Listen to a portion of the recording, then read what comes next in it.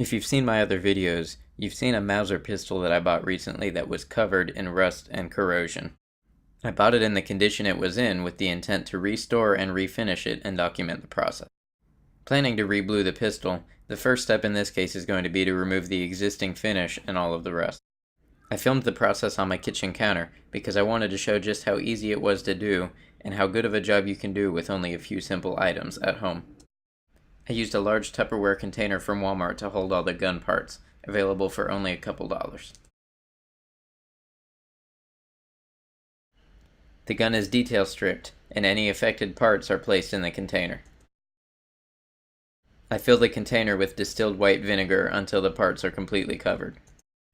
Vinegar, a mildly acidic chemical, will break down the oxides found in surface rust.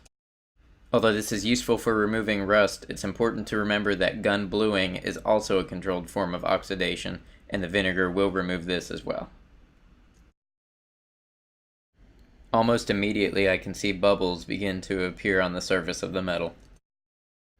I let the part sit in the solution for 15 minutes. After 15 minutes, I return with a carding brush from Brownells to card the surface of the metal. I'm using a specially made stainless steel brush designed for carding gun parts, but a variety of other tools could work as well. Steel wool is commonly used, along with Scotch-Brite pads, but any other abrasive surfaces that do not harm the metal can be used. Even heavier fabrics like denim and flannel can be used for light carding. For about an hour I repeat the process of scrubbing and then allowing the parts to soak for 15 minutes at a time.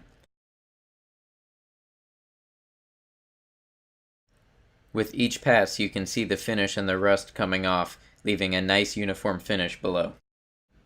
Other processes could be used to strip the metal, such as sandblasting or simply sanding with abrasive paper. However, I find that soaking with vinegar and scrubbing such as this allows the home gunsmith to bring the metal back to white without the risk of damaging the underlying metal with more abrasive methods. About an hour into the process, I find that all the rust that is going to come off has likely come off at this point. This gun had a fairly significant level of abuse, and there is some corrosion and pitting which I will need to address by hand with files. In areas absent these blemishes, the metal looks great and would be ready for bluing. Once I've done all that I'm going to do, I dump the vinegar solution. In the same container, I add a little bit of degreasing dish soap and some boiling water. This will help flush out and neutralize the vinegar, which can create more rust if left for a long period of time, but will leave the metal bare.